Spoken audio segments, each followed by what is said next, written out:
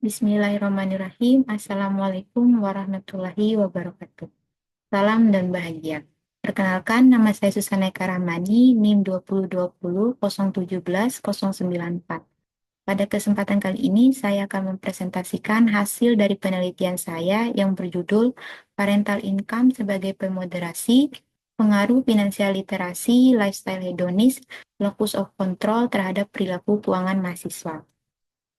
Sebelumnya, saya ucapkan terima kasih kepada Ibu Sri Lestari Yuli Prastyatini, SE MSA AKCA, selaku dosen pembimbing 1, dan Ibu Uum Helmina Hairunisa, SE MSI AK, selaku dosen pembimbing 2.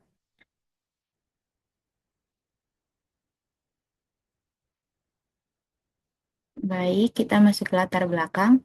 Di era modern ini, mahasiswa telah mengalami banyak perubahan dibandingkan dengan tahun-tahun sebelumnya. Salah satunya terkait perilaku keuangan atau behavior finance. Menurut Aziza 2020, perilaku keuangan mulai dikenal dan berkembang dalam dunia bisnis dan akademis sejak tahun 1990. Pengelolaan keuangan merupakan hal yang sangat penting bagi setiap orang, terutama mahasiswa. Perilaku keuangan mahasiswa yang bersifat konsumtif menyebabkan sikap keuangan mahasiswa yang tidak bertanggung jawab, kurangnya aktivitas finansial, investasi, mendepositokan, penganggaran, dan perencanaan dana darurat untuk masa mendatang. Menurut Rita Kumalasari dan Susanti 2021. Literasi keuangan yang diartikan oleh Ferdiansa dan Tri Wahyuning Tias 2021 merupakan kemampuan yang dimiliki oleh seseorang untuk dapat mengetahui pengertian keuangan secara umum, di mana pengetahuan tersebut mengenai pengetahuan akan investasi, tabungan, utang, asuransi, dan macam-macam produk dan perangkat keuangan lainnya. Gaya hidup mempunyai pengaruh terhadap perilaku keuangan, karena mereka dapat mengontrol gaya hidup serta mengatur keuangan yang mereka punya. Menurut Bradhau et al. 2024.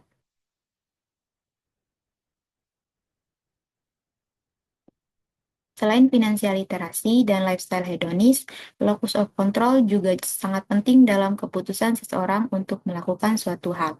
Menurut Rita Kumalasari dan Susanti 2021 mengemukakan locus of control ialah usaha setiap individu dalam melihat suatu persoalan, apakah dirinya sanggup mengontrol kepribadiannya. Perilaku keuangan mahasiswa juga dipengaruhi oleh pendapat orang tua. Parental income merupakan pendapat yang bersumber dari usaha seseorang yang telah dilakukan, menurut Rita Kumalasari dan Susanti 2021. Adapun rumusan masalah pada penelitian ini antara lain yang pertama, apakah finansial literasi berpengaruh terhadap perilaku keuangan mahasiswa? Yang kedua, apakah lifestyle hedonis berpengaruh terhadap perilaku keuangan mahasiswa? Yang ketiga, apakah locus of control berpengaruh terhadap perilaku keuangan mahasiswa? Yang keempat, apakah parental income mampu memoderasi hubungan antara finansial literasi dan perilaku keuangan mahasiswa? Yang kelima, apakah parental income mampu memoderasi hubungan antara lifestyle hedonis terhadap perilaku keuangan mahasiswa? Yang keenam, apakah parental income mampu memoderasi hubungan antara locus of control terhadap perilaku keuangan mahasiswa? Adapun metode penelitian yang digunakan pada penelitian ini yaitu jenis penelitian menggunakan penelitian kualitatif deskriptif. Populasi yang digunakan yaitu mahasiswa yang berada di Yogyakarta dengan populasi yang diperkirakan populasi mahasiswa mencapai lebih dari 640.000 orang. Sampel yang digunakan pada penelitian ini yaitu 71 responden dengan teknik pengujian yang digunakan adalah probability sampling dengan metode simple random sampling dan penentuan sampel menggunakan metode Slovin. Adapun waktu dan tempat pada penelitian ini yaitu di daerah istimewa Yogyakarta dengan estimasi waktu penelitian mulai bulan Mei sampai Juni 2024. Teknik pengumpulan data dengan cara penyebaran kuesioner kepada responden menggunakan Google Form melalui aplikasi WhatsApp. Teknik analisis data ada 5. Yang pertama itu uji kualitas data, yang dimana dilakukan uji validitas, uji reliabilitas. Yang kedua, uji asumsi klasik. Uji asumsi klasik yang digunakan yang pertama uji normalitas, uji multikolinearitas, dan uji heteroskedastisitas. Selanjutnya, statistika deskriptif. Pengamatannya berupa mean, modus, median, dan standar deviasi.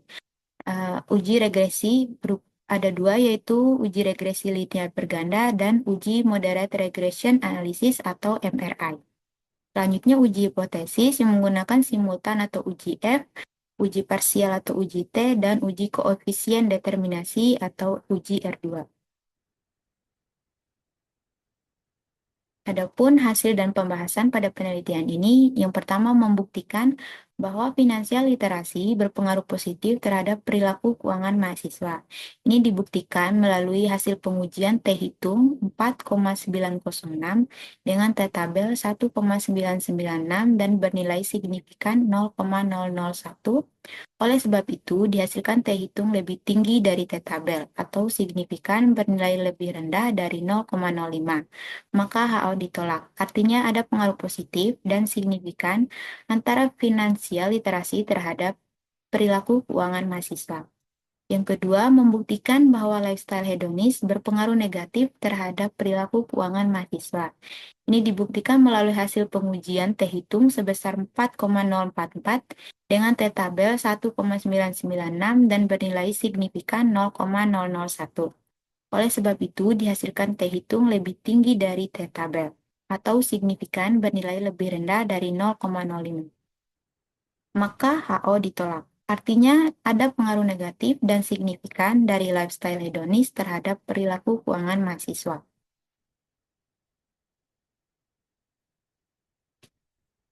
Selanjutnya, membuktikan bahwa locus of control berpengaruh negatif terhadap perilaku keuangan mahasiswa.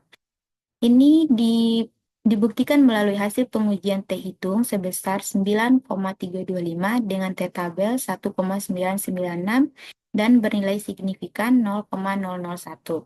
Oleh sebab itu, dihasilkan T-hitung lebih tinggi daripada T-tabel atau signifikan bernilai lebih rendah dari 0,05. Maka HO ditolak. Artinya ada pengaruh negatif dan signifikan locus of control terhadap perilaku keuangan mahasiswa.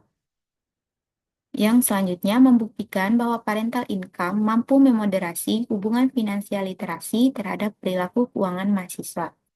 Ini dibuktikan melalui hasil pengujian T-hitung sebesar 5,468 dengan T-tabel 1,996 dan bernilai signifikan 0,001. Oleh karena itu, dihasilkan T-hitung lebih tinggi dari T-tabel atau signifikan bernilai lebih rendah dari 0,05. Maka HO ditolak. Artinya, parental income mampu memoderasi hubungan antara finansial literasi dan perilaku keuangan mahasiswa mengarah ke negatif atau dapat memperlemah. Selanjutnya, membuktikan bahwa parental income mampu memoderasi hubungan lifestyle hedonis terhadap perilaku keuangan mahasiswa.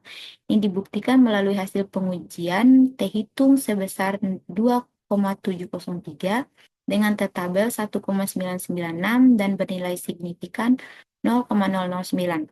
Oleh karena itu, dihasilkan T-hitung lebih tinggi dari T-tabel atau signifikan bernilai lebih rendah dari 0,05. Maka HO ditolak. Artinya, parental income mampu memoderasi hubungan antara lifestyle hedonis dan perilaku keuangan mahasiswa mengarah ke negatif atau dapat memperlemah. Dan terakhir, membuktikan bahwa parental income mampu memoderasi lifestyle hedonis terhadap perilaku keuangan mahasiswa.